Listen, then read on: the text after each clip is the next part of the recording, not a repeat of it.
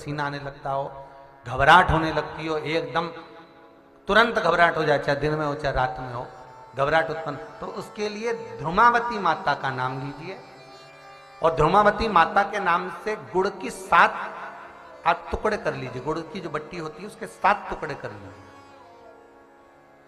और ध्रुमावती माता के नाम से जहां पर गौरी और शंकर दोनों विराजमान हो, गौरी और शंकर का मंदिर यदि आप दर्शन करेंगे तो शंकर भगवान का जहां शिवलिंग हो और शिवलिंग के साथ में पार्वती जी शंकर के साथ नीचे ही बैठी हो, सामने दीवार पर या ऊंचाई पर ना। आपको पहले कहा था शंकर जी के शिवलिंग का आपको कई बार दर्शन कराया। एक विष्णु शिवलिंग होता है, एक डमरू जैसा शिवलिंग होता है जिसको बैठकर पूजा नहीं जाता, जिसको खड़े होकर जल चढ़ाए। एक शिवलिंग होता है जो जमीन पर ही रहता है, जिसको गौरी शंकर कहते हैं हमारे महाराज। तो गौरी शंकर का स्मरण कर कर, उमा महेश का स्मरण कर कर, जो शिवलिंग जमीन पर हो और पार्वती जी भी जमीन पर ही स्थापित है,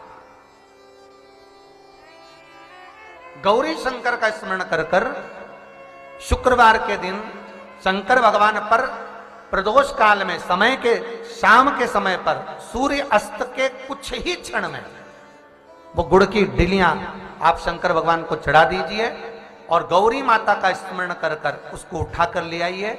जिस दिन उठाकर लेकर आए, शनिवार, रविवार, सोमवार, मंगलवार, ऐसे 7 दिन लगातार दरवाजे के बाहर उसी शिव मंदिर के द्वार पर बैठकर आप वो गुड़ की डली को खा लीजिए। महाराज, जिंदगी में कभी घबराहट नहीं हो सकती, सिर दर्द नहीं हो सकता, बेचैनी नहीं हो सकती और पसीना नहीं आ सकता घबराहट के कारण। रात को चक सो आनंदमय, पर गौरी शंकर होना चाहिए।